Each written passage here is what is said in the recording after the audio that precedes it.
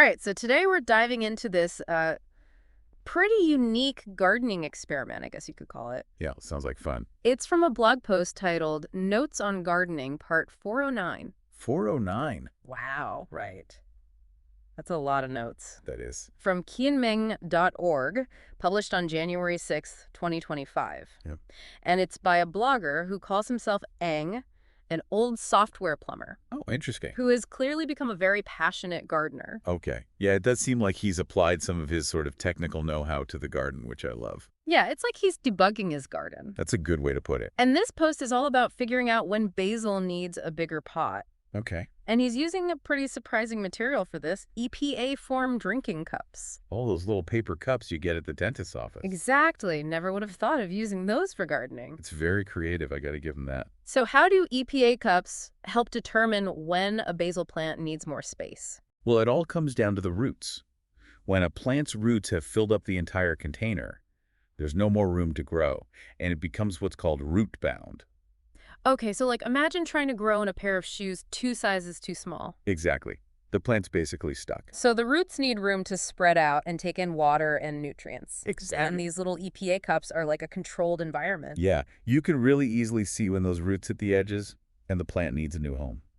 And he doesn't just repot them into bigger containers, does he? No, he takes it a step further. Yeah. He transplants those root-bound basil plants into his open garden to test out different microclimates. So it's like matching each plant to its perfect little spot in the garden. That's kind of brilliant when you think about it. Yeah, it's making me think about my own little garden setup already.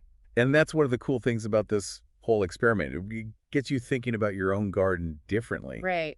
Are there microclimates you haven't even noticed? Oh, totally. And what creative solutions can we come up with to get our plants thriving? Exactly. It's all about thinking outside the box, or I guess outside the pot in this case. Love that. Yeah, Okay, so let's dig into this a little deeper. sounds good. You know what else is interesting about this blog post? Hmm. This is part 409 Oh, wow, yeah. of his Notes on Gardening series. So this isn't just a one-off experiment. He's really dedicated. 409, that's a lot of gardening notes. It is. It really shows you how much thought and care he puts into his garden. Right. It's not just a hobby, it's like a whole research project. Yeah, exactly. And the fact that he's documenting it all so meticulously. Yeah, I was going to say, all that data he's collected must be amazing. He can look back and see what worked, what didn't, identify patterns. It's like having a gardening journal on steroids. Uh-huh. Yeah, exactly.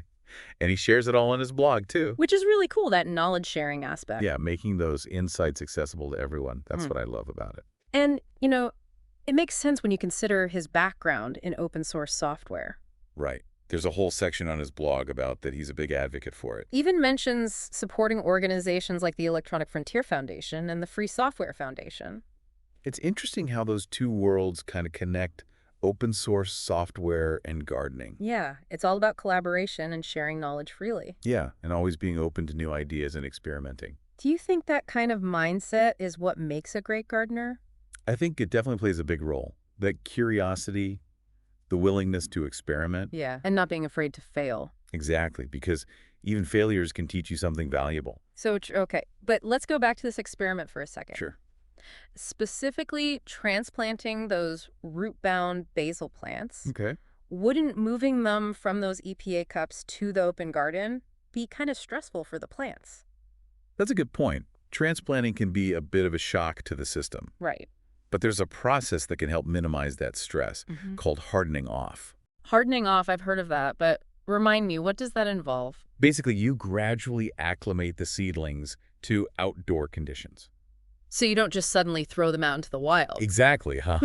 You start by putting them outside for just a short time each day, Oh, okay. and then you gradually increase that exposure time over a week or two. So they get used to the sun and the wind and the temperature changes. Yeah, it's like giving them a chance to toughen up before they're fully exposed. That makes sense. So by the time they're transplanted, they're ready for anything. Exactly. It increases their chances of survival and helps them grow stronger. Did Eng specifically mention hardening off in his blog posts? He doesn't use that term, but knowing how methodical he is, I'm sure he does something similar. Yeah, that seems like his style.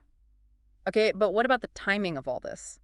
When would be the best time to transplant those basil seedlings? Well, basil loves warm weather and warm soil, so ideally you'd want to wait until after the last frost, Okay. when the temperatures are consistently above 60 degrees Fahrenheit. But that probably varies depending on where you live. Right, of course. And that's where the microclimates come in. Right. Eng's always observing his garden, tracking the temperature, sunlight, wind patterns. To figure out the perfect spot for each plant. Exactly. Each microclimate is unique, so it's all about finding the right match. Okay, so we've talked about the EPA cups and the transplanting, Uh-huh. but he also mentions experimenting with different pot sizes and potting mixes. Oh yeah, that's another important aspect of his experiment. What's he looking for there? Well, the pot size affects how quickly the soil dries out. So it impacts how often you need to water. Exactly. And the potting mix itself provides the nutrients and drainage for the plants. So he's really trying to optimize every single variable. Yeah, he's like a scientist in the garden, testing out different hypotheses. I love that approach. It's not just about following recipe, it's about understanding why things work the way they do. And that's the beauty of gardening. It's a constant process of learning and discovery. Okay, so I have to ask about these EPA cups. Oh. Is there something special about them? That's a good question. Besides being, readily available in a standard size. Right. Well, he doesn't explicitly say in the post, Mm-hmm.